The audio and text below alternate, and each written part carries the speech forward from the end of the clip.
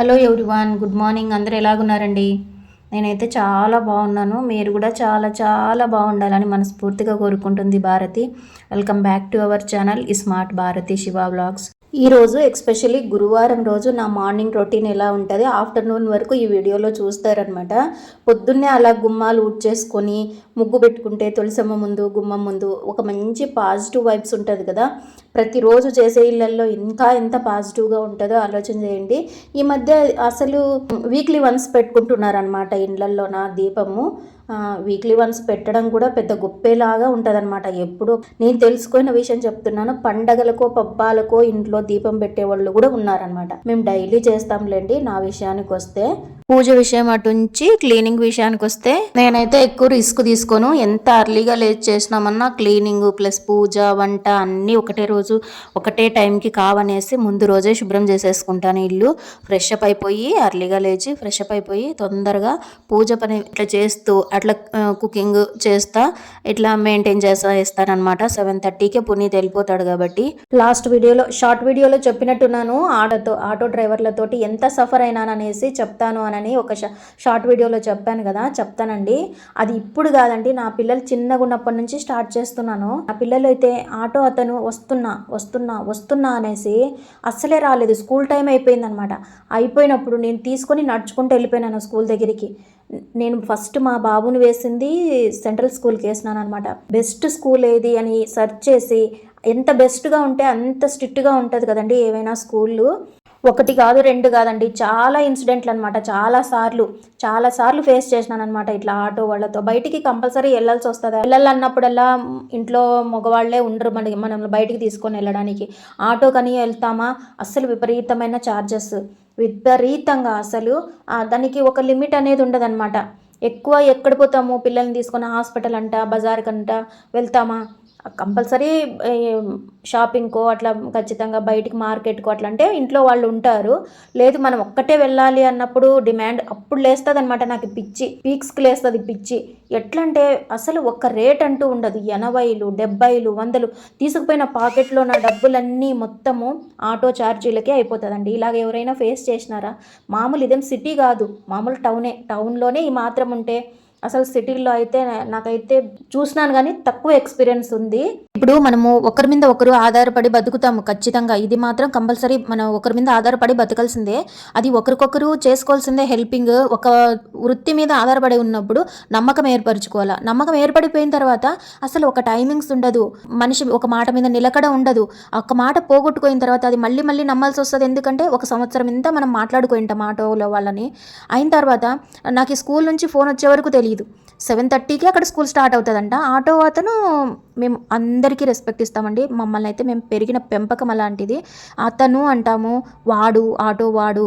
మన కింద మనం చెప్పే పని చేయడానికి ఇంటికి వచ్చిన వాళ్ళని ఎంత రెస్పెక్ట్ ఇవ్వాలనేది మా పేరెంట్స్ చూసి నేర్చుకున్నానండి నేను. మేము ఎక్కడా ఎవరికి కానీ రెస్పెక్ట్ ఇచ్చే దాంట్లోన ఎక్కడా తగ్గమనమాట. అంత రెస్పెక్ట్ ఇస్తాం. అదే రెస్పెక్ట్ నిలబెట్టుకుంటే బాగుంటుంది. జనాలు అసలు నిలబెట్టుకోరు. నేను ఫస్ట్ చెప్పినాను కదా ఇట్లా కేంద్రీయ విద్యాలయంలో మా బాబుని వేసినాను అనేసి. ఆ రోజు అయితే నాకు చెంపపెట్టు ఎలాగంటే ఎట్లా పిలుచుకొని పోయినానంటే, హెవీగా ఉంటాయి వాడివైతే బ్యాగు. ఎంత ఫోన్ చేస్తూ బయట రెడీ అయి కూర్చున్నాం అనమాట.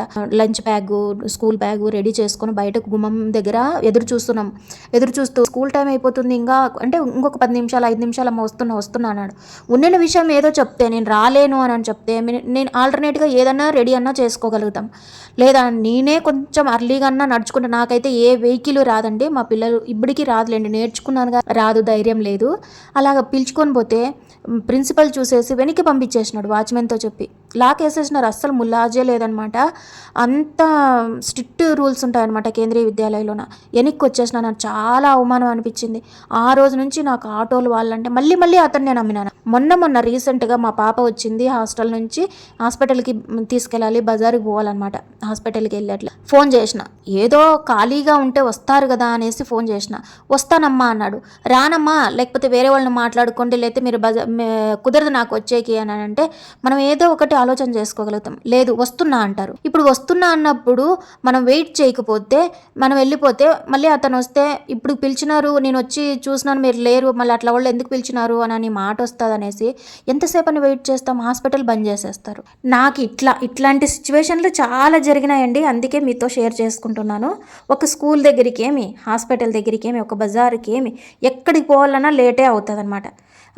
అమ్మ హాస్పిటల్ బంద్ చేస్తారు, అతనేమో వచ్చేటట్టయితే లేడు అని రోడ్లోకి వెళ్ళిపోయినాం అనమాట. మా ఇంటి దగ్గర నుంచి బై వాకబుల్ ఉంటుంది రోడ్డు, మెయిన్ రోడ్డు దగ్గరికి వెళ్తే వేరే వాళ్ళని ఎక్కించుకొని బజార్ వైపు వెళ్ళిపోతున్నాడు అనమాట. ఎట్లా నమ్మాలో చూడండి. ఫస్ట్ ఫోన్ చేసినప్పుడు ఆటో కోసమని మీ ఫ్రెండ్ వాళ్ళనే ఇంట్లో వదిలేసి డ్రాప్ చేయడానికి వచ్చినానమ్మా, వదిలేసి వస్తాను 5 minutes అన్నాడు. బజార్లో మేము చూసినాం కానీ అతను చూడలేడు రోడ్లో. మేము మళ్ళీ ఫోన్ చేస్తే వదిలిపెట్టి వస్తున్నానమ్మా 5 నిమిషాలు అని అంటాడు. మళ్ళీ ఎలాగ నమ్మేది? మా ఫ్రెండ్ వాళ్ళ ఇల్లు వేరే సైడు, మళ్ళీ బజార్కి వెళ్తున్నాడు ఈయన వేరే వాళ్ళని ఎక్కించుకొని. ఇంత అబద్ధాలు ఆడతారండి అసలు. ఒక్కటే మాట చెప్పాలా, ఎవరైనా కానీ వేరే ఆల్టర్నేటివ్ ఏదైనా కానీ ఆలోచన చేసుకుంటారు. టైం ఎవరి కోసం నిలబడదు కదా, ఆటో వాళ్ళ కోసం మన కోసమో టైం నిలబడదు కదా. ఇట్లా చాలాసార్లు ఫేస్ చేసినానండి. మీరు కూడా ఇలాగ ఫేస్ చేసినారా? ఇక్కడితో అతనికి ఇంకా సమాప్తం చెప్పేసినాను అనమాట. ఇంక నమ్మే వ్యక్తి కాదు అనేసి. నా బాబు చిన్నగా ఉన్నప్పుడే ఆ స్కూల్లో నేను ఇంకో సిచ్యువేషన్ చెప్తున్నా. మా బాబు ఆటో డ్రైవర్ కొడుకు ఒకటే ట్యూషన్కి వెళ్తారా, ట్యూషన్ లేదు అని అనేపాటికి చాలా దూరం, అక్కడికే ట్యూషన్కి కూడా అతనే వదిలేసి వస్తాడనమాట మా పిల్లల్ని. కానీ తీసుకుపోయి అక్కడ వదిలేసినాడు. మళ్ళీ నేను ఆమెతో మాట్లాడి వదిలేసి వెళ్ళిపోయినాడు ఆయన. నేను మేడంతో మాట్లాడుతున్నాగానే ఇంట్లోకి వెళ్ళి మాట్లాడుతున్నాగానే ట్యూషన్ లేదమ్మా ఈరోజు నేను ముందే ఇన్ఫామ్ చేయాల్సింది, స్కూల్ టీచరే అనమాట ఆమె అని అనేలోపు ఆటో అతను లేడు. ఫోన్ చేస్తే లిఫ్ట్ చేయడు. అక్కడి నుంచి 2 పిల్లలు, ఆటో డ్రైవర్ కొడుకు బ్యాగు, వాడు స్కూలు బుక్స్ మొత్తం అన్నీ పెట్టుకున్నాడు. ఎంత హెవీగా ఉందంటే బ్యాగు, అంత హెవీగా ఉంది. మా బాబువి 2 బ్యాగ్ మోసుకుంటూ మా ఇంటి దాకా తీసుకొని వచ్చినాను. ఎక్కడ కృతజ్ఞత ఉందండి అసలు. మనుషులను ఒక్కొక్కసారి నమ్మబుద్దే కాదు అసలు నాకైతే. ఇంకో ఇన్సిడెంట్ చెప్పేదా? మా నాన్న నేను బజార్ నుంచి ఇంటికి వచ్చేటప్పుడు ఆటో మాట్లాడుకుంటాం అనుకోండి. మాట్లాడేటప్పుడు సార్ ఎక్కండి మేడం అని అంటారు. ఇట్లా పలానా చోటు అని అడ్రస్ చెప్తే అక్కడే కదా, ఓకేలేండి ఇంత అని మాట్లాడతారు. ఇంకా ఇంటి దారి పట్టేటప్పుడు ఇంకా మలుపులు తిరుగుతారు కదా, మెయిన్ రోడ్డు వదిలేసి ఇక్కడ అనేసి ఇంటి వరకు వదలల్లా అని పర్టికులర్గా చెప్తామన్నమాట. ఒక్కసారి అయితే పెద్ద గొడవ అయింది. మా నాన్న నేను కలిసి వచ్చేటప్పుడు వాళ్ళు పెద్దవాళ్ళు దూరం నడవలేరు అని పలానా చోటు అని అడ్రస్ చెప్పేటప్పుడు క్లియర్గా వింటారు. బాడుగులు లేవనేసి అంటారు. దింపేటప్పుడు అట్లా వెళ్ళండి అని సందులు చెప్తాం కదా, రైట్ లెఫ్ట్ అని చెప్పేటప్పటికి వాళ్ళకి వస్తారు చూడండి తిక్క. ఇంత దూరమా, ఈ డబ్బులకి ఇంత దూరం వస్తారా, అసలు ఎవరు రారు, నేను కాంగా వస్తున్నాను అని సనుగుతారండి. అస్సలు మా నాన్న అయితే నీకు అడ్రస్ చెప్పలేనా, పలానా చోట అని చెప్పలేనా అని ఎంత సీరియస్ అయినారు తెలుసా. మీకు మానవత్వం లేదా, మీకు నిజాయితీ లేదా అని ఫుల్ ఫైర్ అయిపోయినారు అనమాట. నాన్న వదిలేనా అంటే వాళ్ళు ఏమంటారు, చిన్న వృత్తుల వాళ్ళ లేకపోతే ఏదో పెట్టుకొని బతుకుతున్నారు అని అనుకోవచ్చండి. చాలా చాలా ఇన్సిడెంట్లు అండి నేనైతే ఫేస్ చేసినది. అలాగా ఫైర్ అయిపోయినారు. సరే లేదు ఈ రేటుకి నేను రాను, ఈ రేటుకి అయితే నాకు డిమాండ్ చేస్తారు. దిగేటప్పుడు నాకు ఇంత డబ్బులు ఇవ్వాలా అని డిమాండ్ చేస్తారు. మీరు ఇలా ఫేస్ చేసినారా నిజంగా? ఇది ఒకటి అయిపోయిందా. మా ఆయన ఎప్పుడు midnight 1 గంటకి దిగుతారు. నేను మా బాబు వేరే చోటుకి వెళ్ళినాం అనమాట. మేము అదే టైంకి దిగుతాం అనమాట స్టేషన్లోన.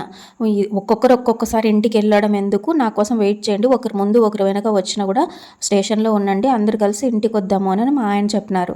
ఆటో ఛార్జీలు ఇట్లా సతాయిస్తారు కదా అనేసి. నేను నా బాబు ఫస్ట్గానే దిగేసి మా ఆయనకు ఫోన్ చేస్తే 3 అట్లా అవుతుంది, 3:30 అట్లా అంటే ఇంకా బండి లేట్ అయిపోయి 4 అయింది. 4 వరకు స్టేషన్లో ఎట్లా నిద్రపోతాం కదా అని 1 o'clock దిగినామన్నమాట. నడుచుకుంటున్నా పోదాం చిన్ను అని అనేసి బయటకు వచ్చి మాట్లాడితే 200 అంటాడు. midnight మొత్తం అందరూ ఒక ఆటో పోయితే అంటే ఒక బండ్లు వస్తేనే జంక్షన్కి అన్నీ గబగబా వెళ్ళిపోతాయి కదా ఆటోలన్నీ. సరే అని ముందుకు నడుచుకుంటూ కొంచెం ముందుకు పోయిన తర్వాత ఎక్కుదాంలే అనేది ముందుకు నడుచుకొని వచ్చినాం అనమాట. అస్సలు ఒప్పుకోరండి రేట్లు. సరే అడ్రస్ చెప్పినాను, అమౌంట్ చెప్పినాను, అంతా బాగుంది. ఇంత దూరం వచ్చి ఎవరు వదిలిపెట్టరు, ఆడపిల్లవు కాబట్టి ఈ రేటుకు వచ్చినాను అని అంటే ఇట్లా మాట్లాడతారండి. నిజంగా అండి. వాళ్ళు ఏదో ఉత్త పుణ్యానికి వచ్చినట్టు మాట్లాడతారండి. అందరూ ఇలాగే ఉంటారని నేను చెప్పను. మంచి వాళ్ళు కూడా ఉంటారు, ఉండొచ్చు కూడా.